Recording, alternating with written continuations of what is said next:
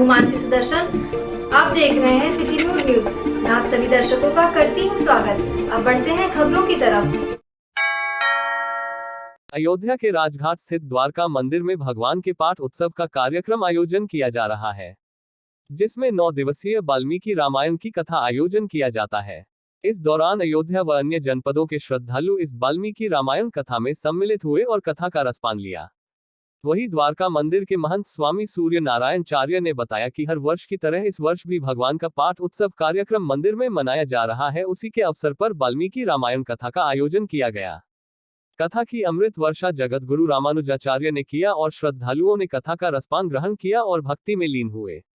उन्होंने बताया कि जगत गुरु रामानुजाचार्य प्रपन्नाचार्य बड़ी दिव्य कथा सुनाई है, बड़ा आनंद रहा। इसी पाठ उत्सव कार्यक्रम को लेकर विशेष पाठ उत्सव हुआ।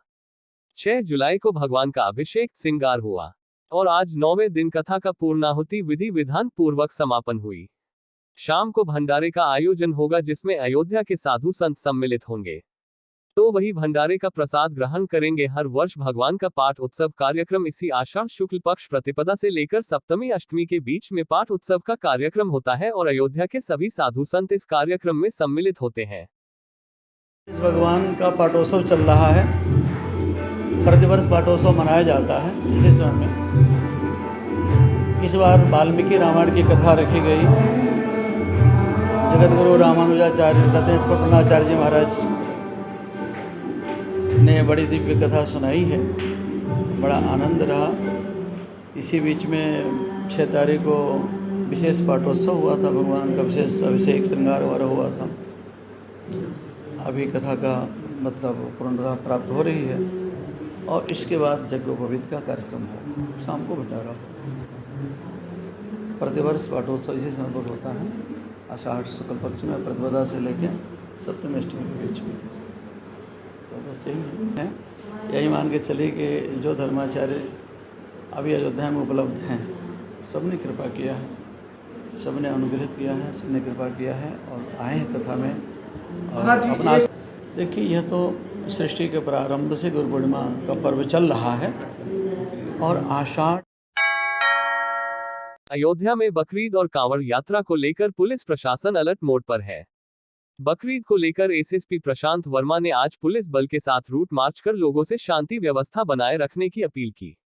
वहीं कांवड़ यात्रा और बकरीद को देखते हुए पुलिस और प्रशासनिक अधिकारी लगातार मीटिंग कर रहे हैं और सभी थानों में पीस कमेटी की बैठक भी कराई जा रही है। तो वहीं कांवड़ यात्रा के रूट पर पुलिस निगरानी कर रही है। कांवड़ यात्रा के रूट पर पड़ने वाले संवेदनशील इलाकों को पुलिस नोट कर रही है। वहीं बकरीद को लेकर भी स्पष्ट कर दिया गया है कि पहले से चले आ रहे कुर्बानी स्थलों पर ही कुर्बानी दी जाएगी, नए स्थानों पर कोई कुर्बानी नहीं दी जाएगी। एसएसपी प्रशांत वर्मा ने बताया कि बकरीद और कांवड़ यात्रा को लेकर बैठक हुई है। बैठक में विस्तार से चर्चा की गई है। लोगों से परंपरागत रूप से त्योहार मनाने की अपील की गई है। वहीं कांवड़ यात्रा को लेकर एसएसपी ने कहा कि कांवड़ यात्रा जो हमारे यहां से गुजरती है, कांवड़ यात्रियों की सुख सुविधाओं का विशेष ध्यान रखा जाएगा। सावन मास का प्रारंभ हो रहा है और इसमें कांवड़ यात्रा प्रारंभ हो रही है। इस संबंध में जो पिछले वर्षों के जो हमारे अनुभव रहे हैं, उसके आधार पर हम लोग रूट की प्लानिंग कर रहे हैं। इसके अलावा जो कांवड़ संघ हैं, उनसे वार्ता की जा रही है और जो दिशा निर्देश हैं वो उनको दिए जा रहे हैं। जगह जगह पर जो व्यवस्थाएं होती हैं उनको मॉनिटर किया जा रहा है और विशेष तौर पर मंदिरों पर जो भीड़ इकट्ठी होती है उसको मैनेज करने के लिए और वो कहीं भी एक खतरनाक स्तर ना पाए, उसके लिए पुलिस प्रबंध किए जा रहे हैं। सभी लोगों से अपील है कि आपके जो भी पर्व त्यौहार एक साथ पड़ रहे हैं, इनको एक हम सांप्रदायिक सौहार्दपूर्ण वातावरण में मनाएं। इस प्रकार मनाएं ताकि किसी भी वर्ग की, चाहे वो जिस धर्म जाति से बिलोंग करता हो, उसकी भावनाएं आहत ना हो। सभी की संभावनाओं को, सभी की आस्थाओं को सम्मान रखते हुए अपने पर्व को हर्षोल्लास के साथ मनाएं। वैदिक विधि विधान पूर्वक समारोह पूर्वक 51 बटुकों का यज्ञोपवीत संस्कार आज अयोध्या श्री गुरु वशिष्ठ गुरुकुल विद्यापीठ अयोध्या के 51 बटुकों का यज्ञोपवीत संस्कार 8 जुलाई को सुबह 9 बजे श्री मणि रामदास छावनी के कथा मंडप में वैदिक विधि विधान से समारोह पूर्वक संपन्न हुआ।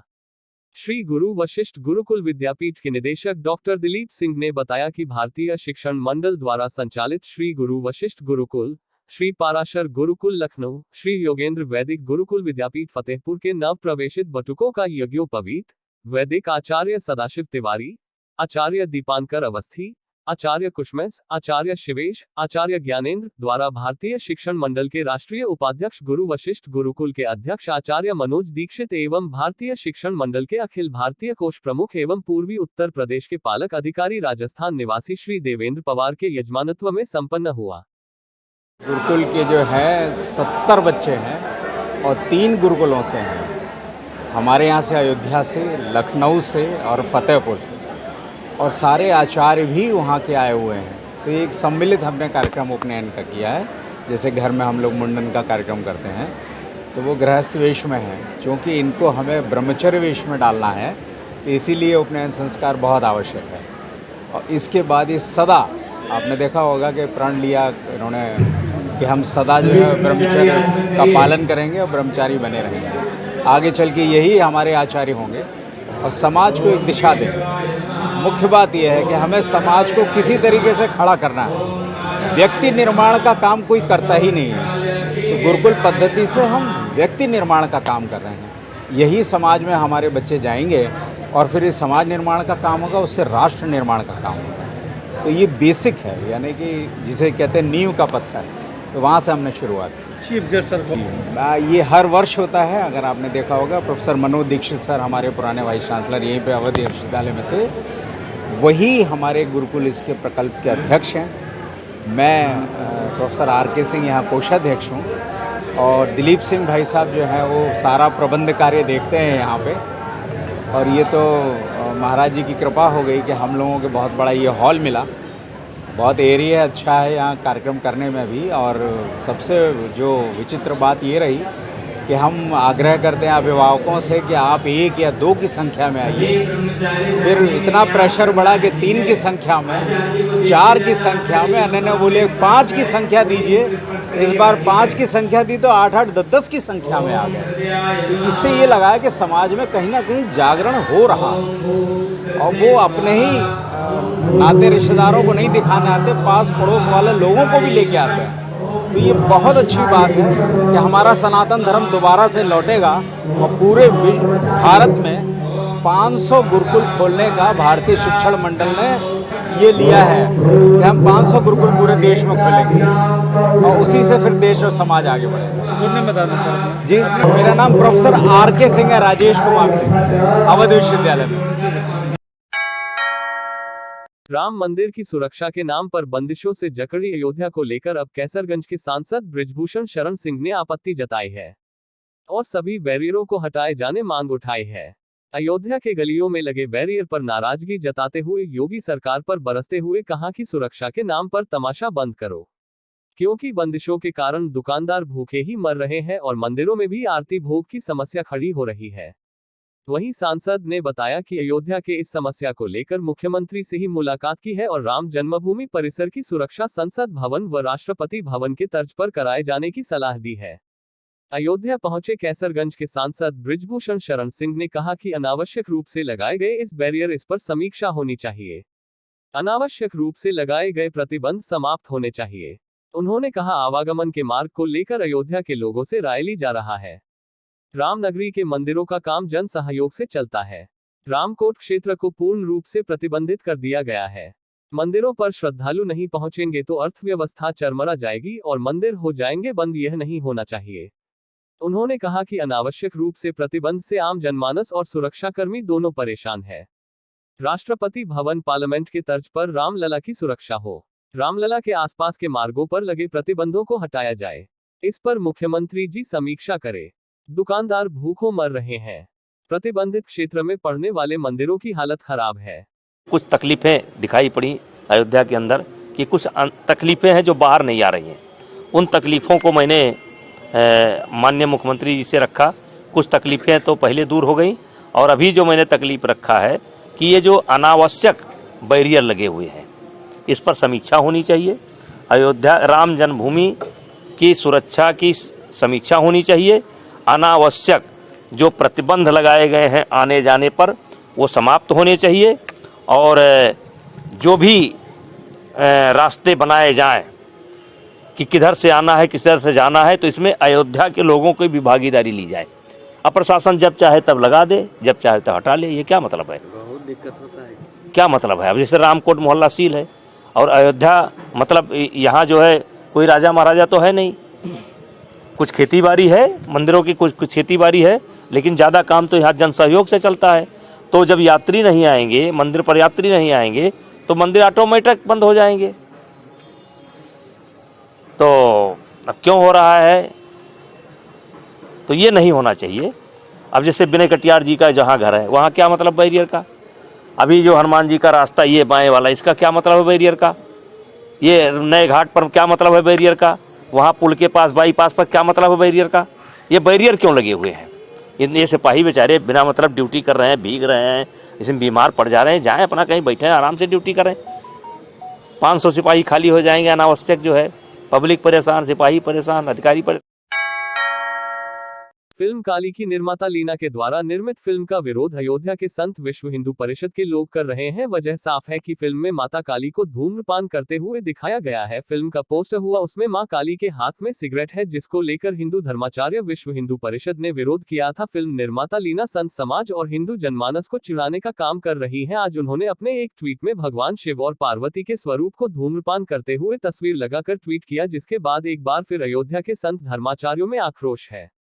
हनुमानगढ़ी पुजारी राजू दास ने कहा कि आप चाहते हैं क्या हमको भी कहना पड़ेगा सरतन से जुदा? आपका सरतन से जुदा करना पड़ेगा तब मानोगे क्या? तीसरा ट्वीट लीना के द्वारा किया गया है, जिसमें मां पार्वती और भोलेनाथ के स्वरूप को सिगरेट पीते हुए दिखाया जा रहा है। इसके नाते ना सरतन से जुदा करना पड़े। देश के गृहमंत्री, देश के प्रधानमंत्री से अपील और आह्वान है, फिल्मी दुनिया के द्वारा सनातन धर्म को मजाक बनाया जा रहा है। ऐसे लोगों के खिलाफ सख्त से सख्त कार्रवाई हो, इनके फिल्म पर प्रतिबंध लगे और उनका लाइसेंस रद्द किया जाए। तो वही तपस्वी छावनी के संत परमहंस दास ने कहा कि मैं केंद्र सरकार, राज्य सरकार से आग्रह कर रहा हूं, किसी की भी आस्था पर चोट पहुंचाने वाली कोई बात है तो उस पर तत्काल प्रतिबंध लगाया जाए, नहीं तो भगवान शिव, माता पार्वती को जिस तरह से अमर्यादित तरीके से सिगरेट पीते हुए दिखाया जा रहा है, इससे बहुसंख्यक समाज की आस्था आहत हुई है। अगर तत्काल इस पर रोक नहीं लगा तो फिर आस्था महासंग्राम होगा।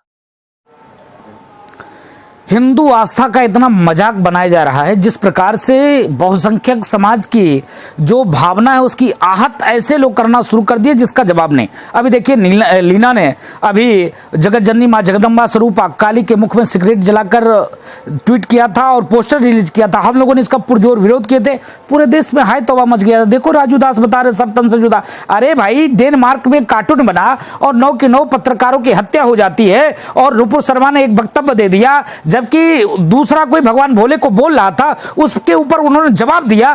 पूरे देश में तहलका और बवाल मच गया। क्या हमको भी आप रोड पे लाना चाह रहे हो क्या? हम भी ये कह दे कि सरतन से जुदा, आपकी सरतन से जुदा करना पड़ेगा, तब आप मानोगे क्या? आपने फिर तुरंत आपने ट्वीट किया, पहला ट्वीट किया, दूसरा वो आपने कहा कि माफी नहीं मांगूंगा, तीसरा आपने भगवान भोले और जगत जननी मां जगदम्बा के मुख में सिगरेट जलाकर क्या आप करना चाह रहे हो? तो आपकी भी सरतन से जुदा न करना पड़े। माननीय देश के गृह मंत्री, माननीय देश के प्रधानमंत्री जी, आपसे अपील है, आह्वान है कि इस फिल्मी दुनिया में जिस प्रकार से सनातन धर्म संस्कृति की मजाक बनाया जा रहा है, ऐसे लोगों के खिलाफ सख्त से सख्त कार्रवाई हो और इनके पिक्चर के ऊपर बैन लगे और इनकी जो रजिस्ट्रेशन है फिल्मी जगत से वो रद्द हो।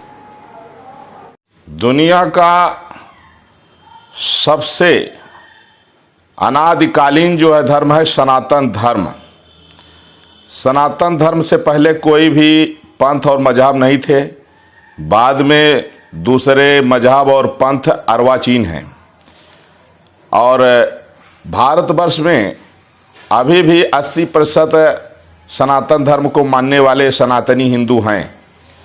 दुर्भाग्य है कि लगातार जिस तरह से हिंदुओं की आस्था को आहत करने वाले कुछ न कुछ है, कोई वेब सीरीज या कोई फिल्म या कोई पोस्टर इस तरह से जो है सामने आता रहता है। अयोध्या से मैं तपस्वी छावनी पीठाधीश्वर जगत गुरु परमहंस आचार्य आज सेंट्रल गवर्नमेंट और स्टेट गवर्नमेंट प्रशासन से मैं आग्रह कर रहा हूं कि किसी की भी आस्था को आहत करने वाला अगर कोई भी इस तरह की कोई बात हो तो उस पर तत्काल रोक लगाया जाए। नहीं तो जिस तरह से देवाधिदेव महादेव भगवान शिव, जगत जननी माता पार्वती को अमर्यादित तरीके से सिगरेट पीते हुए दिखाया गया है, इससे बहुसंख्यक समाज की आस्था आहत हुई है। अगर इस पर तत्काल रोक नहीं लगा तो फिर होगा आस्था महासंग्राम।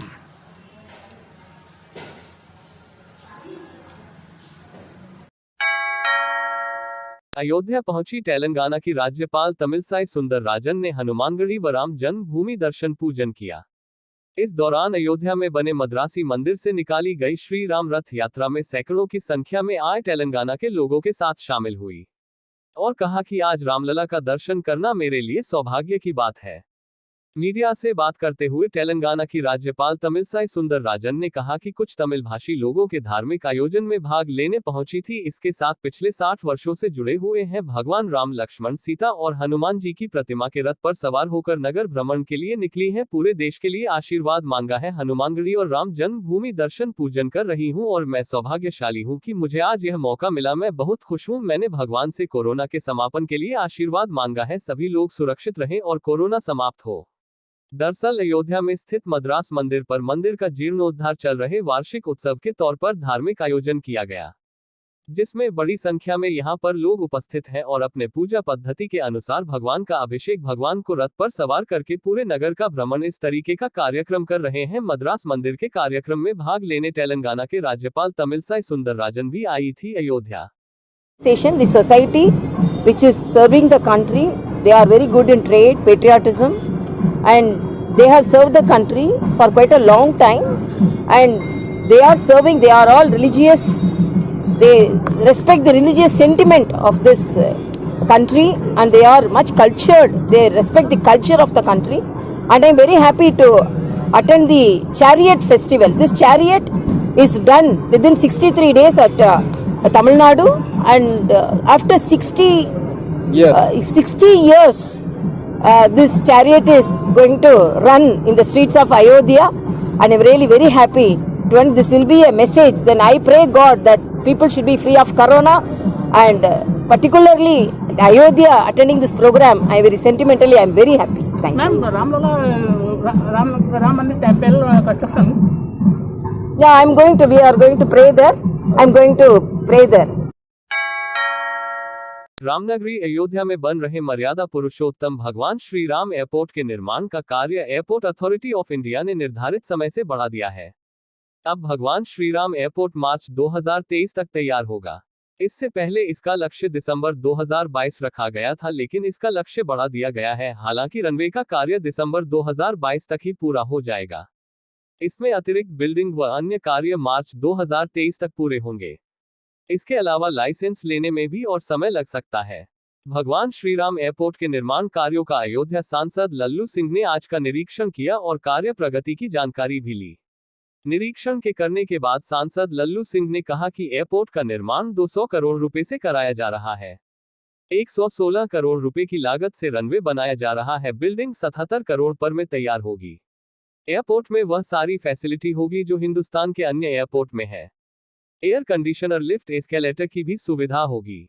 अयोध्या के गरिमा के अनुरूप एयरपोर्ट भी राम मंदिर के मॉडल की तरह बनाया जा रहा है, ताकि जब श्रद्धालु एयरपोर्ट पर उतरे तो उन्हें इस बात का एहसास हो कि वे भगवान राम की नगरी में है। इसी तरह से अयोध्या धाम का रेलवे स्टेशन भी राम मंदिर के अनुरूप ही बनाया जा रहा है। हवाई अड्डा जो बन रहा था, इसको देखने की इच्छा बहुत दिनों से थी, क्या किस प्रकार से काम चल रहा है। आज डायरेक्टर साहब के साथ और यहाँ के अधिकारियों के साथ इसको देखा गया और यहाँ का जो टारगेट है काम को पूरा करने का, वह मार्च तक का है और हमको विश्वास है कि अपने टारगेट को अचीव करेंगे। कुछ इस प्रकार की इसमें काम है जिसके कारण हो सकता है थोड़ा बहुत विलम्ब, लेकिन काम बहुत तेजी के साथ ये लोग कर रहे हैं। किन सुविधाओं के साथ सुविधाएं क्या होंगी इसमें और क्या व्यवस्था? जो भी हवाई अड्डे पर सुविधा सब जगह है वो सारी सुविधाएं यहाँ पर रहेंगी। और मंदिर मॉडल का है रेलवे स्टेशन बन रहा है, हवाई अड्डा बन रहा। कितने लागत से तैयार? लगभग 200 करोड़ रुपए की अभी तक की लागत इसकी है। कब तक इसके तैयार हो जाने की उम्मीद? कह तो रहे मार्च तक टारगेट है इन लोगों का पूरा करने का। रनवे दिसंबर तक पूरा करेंगे, बिल्डिंग मार्च तक करेंगे, लेकिन हमें मान के चलते हैं कि 2-3 महीना और आगे बढ़ सकता है। अयोध्या के राजघाट स्थित द्वारका मंदिर में भगवान के पाठ उत्सव का कार्यक्रम आयोजन किया जा रहा है, जिसमें 9 दिवसीय वाल्मीकि रामायण की कथा आयोजन किया जाता है। इस दौरान अयोध्या व अन्य जनपदों के श्रद्धालु इस वाल्मीकि रामायण कथा में सम्मिलित हुए और कथा का रसपान लिया। वहीं द्वारका मंदिर के महंत स्वामी सूर्य नारायणचार्य ने बताया कि हर वर्ष की तरह इस वर्ष भी भगवान का पाठ उत्सव कार्यक्रम मंदिर में मनाया जा रहा है। उसी के अवसर पर वाल्मीकि रामायण कथा का आयोजन किया गया। कथा की अमृत वर्षा जगत गुरु रामानुजाचार्य ने किया और श्रद्धालुओं ने कथा का रसपान ग्रहण किया और भक्ति में लीन हुए। उन्होंने बताया कि जगत गुरु रामानुजाचार्य प्रपन्नाचार्य बड़ी दिव्य कथा सुनाई है, बड़ा आनंद रहा। इसी पाठ उत्सव कार्यक्रम को लेकर विशेष पाठ उत्सव हुआ।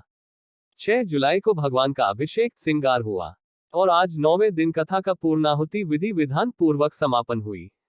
शाम को भंडारे का आयोजन होगा जिसमें अयोध्या के साधु संत सम्मिलित होंगे तो वही भंडारे का प्रसाद ग्रहण करेंगे। हर वर्ष भगवान का पाठ उत्सव कार्यक्रम इसी आषाढ़ शुक्ल पक्ष प्रतिपदा से लेकर सप्तमी अष्टमी के बीच में पाठ उत्सव का कार्यक्रम होता है और अयोध्या के सभी साधु संत इस कार्यक्रम में सम्मिलित होते हैं। भगवान का पाठोत्सव चल रहा है, प्रतिवर्ष पाठोत्सव मनाया जाता है। इसी समय में इस बार वाल्मीकि रामायण की कथा रखी गई।